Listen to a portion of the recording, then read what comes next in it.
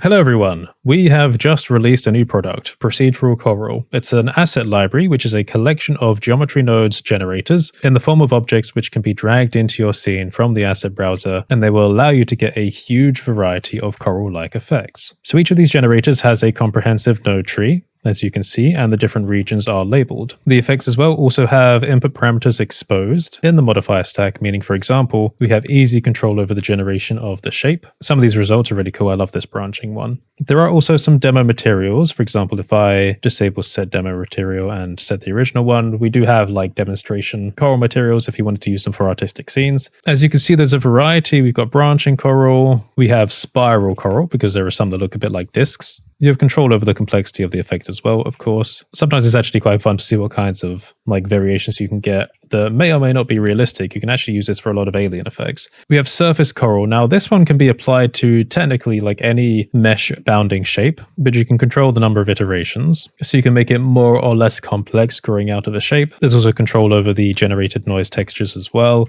We have tube coral. Same thing again, lots of parameterized control. Some of these generators are animated as well, not most of the actual structural coral ones. I should say as well, we have also included a caustics light, which is animated as just an extra, which is really nice for kind of demonstrating the effects. So those four are the typical structural coral generators in this pack, and we may add more over time depending on the interest in the pack. So if you do pick it up, then that will give us a good signal that you are interested. And by the way, we're doing a sale. Let me just check. It is 25% off for 1 week only, Coral 25. That's on Gumroad. It may be the same on Superhive. I'll double check the screen for details. So you can get 25% off if you're early. Now, as well as the structural corals, we also have generators of things which are more life-based. So for example, we have Anemone, which is also animated. It's actually very satisfying, this one. And there's, again, a lot of variety you can do with it. We've also got like bend strength controls. And again, that still animates. So no matter what parameters you use, you will always be able to animate this. We can decide how much to align it with an upwards point, so you can make it flare out in interesting ways. You can control the length of it, obviously. So this is where you can start getting things that are slightly more alien-y. It's fun to watch. And also the density basically defines like how many of the tendrils there are,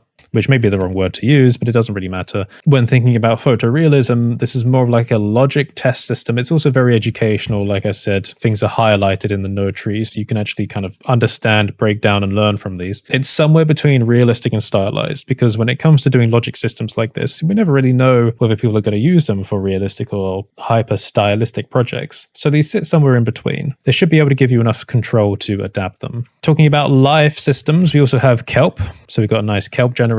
Again, lots of control over the stem and the animation. So you can control things like the animation speed, the scale of waves and the roughness of them and stuff like that. It's very satisfying to watch. Although an interesting one is sea urchin. Now, the thing you need to know about this is its effect is controlled mostly by adaptive subdivision, which means it doesn't actually look good in the viewport, but it does look good when rendered. Let me show you. So again, the material settings on the default materials applied to this need to have settings, surface, displacement, and bump active. So when I render, you see we get a really cool effect. It's really quite smooth, although I've got this on 500 by 500 pixels at the moment because I was rendering asset thumbnails. But you can see how significant the difference is. Now, this pack is about $20 as standard because the geometry nodes logic involved in this is quite comprehensive. On the objects, when you drag them in, the modifier stacks are going to look pretty similar all the way across. So the first geometry node modifier is going to be the generator. Then there will typically be a couple of set material geonodes modifiers because we're applying materials with geometry nodes.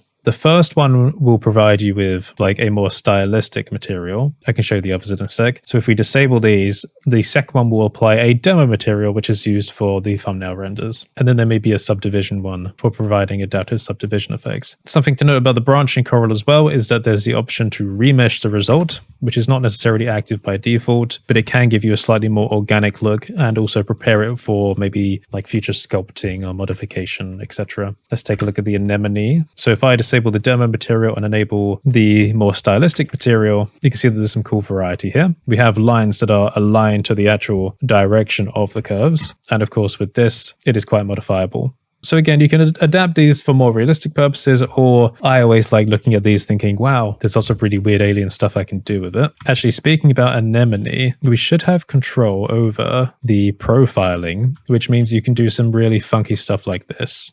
You see here? So there's a lot of very like hyper adaptable logic. You just need to play around and you will find all sorts of weird things to do. I will also encourage my co-creator on this, Charan, because he's more of the math brain when it comes to this stuff, to actually do some content himself if you want to get a bit more in depth with it. If I can successfully encourage him to do that, then what I will try to do is maybe put a little page for this up on my documentation where we can keep note of all the videos. So there'll be like a good educational resource for you. A side note to my patrons, depending on your tier, you may or may not be entitled to an even higher discount than the 1 week discount. But if you're watching this late to my pre-existing patrons, let me know because I won't leave you in the dark. As a side note on this as well, that co-creator, Charan, is also available for work. The reason why I decided to do this collab product with him is because he is such a genius when it comes to Geometry Nodes content that I thought who better to go to than to start putting this together. So if you want to hire him for Geometry Nodes work, he is available. You can either contact him directly or go through me, in which case I'll give you like a hotline to him so he can help you out. So as a quick note about installation of this package. When you download the zip file, you'll notice that the zip file contains a folder called Procedural Coral. Very appropriate. All you need to do is extract this folder somewhere on your computer. Remember, this is not an add-on, this is an asset library. And if you don't know anything about asset libraries in Blender, I recommend you look them up. The asset browser is a really cool feature in Blender,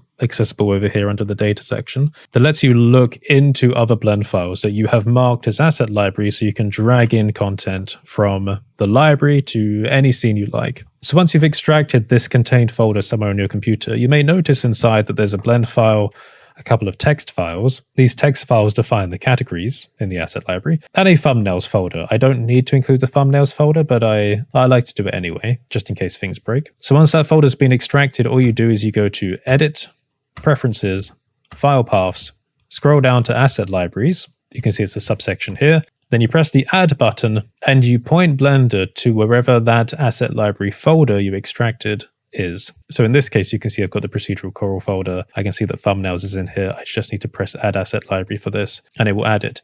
One thing I also recommend doing is changing the import method to append. Now you can either do this here in the settings, or in the asset browser, go to Import Settings, change the import method to append. Now, this is something that's been tripping people up quite a lot because I have an add-on called Modular Workspaces that helps people unpack instanced collection assets in kind of advanced ways. It centers it on the world, it auto-organizes the collections, so you don't need to think about where the objects go, it tidies up the names, it does all stuff like that. But one thing it also does is it makes things local, right? So let me just give you a quick demonstration of that. If I go to a different product of mine, Afterglow, if I drag in a Studio Cage, which is a lighting preset, I'll make sure I've got it set on link. So I've got a lighting preset that I've imported into the scene. However, you'll see that it's difficult to modify because it's like a packed instance of a collection. If I press Ctrl-A and make instances real, you'll find that I can now access the objects, but I can't edit the materials or anything. Why is that? Well, Blender's a little bit annoying. It wasn't always like this when it comes to managing collection assets. It's an easy thing to trip up.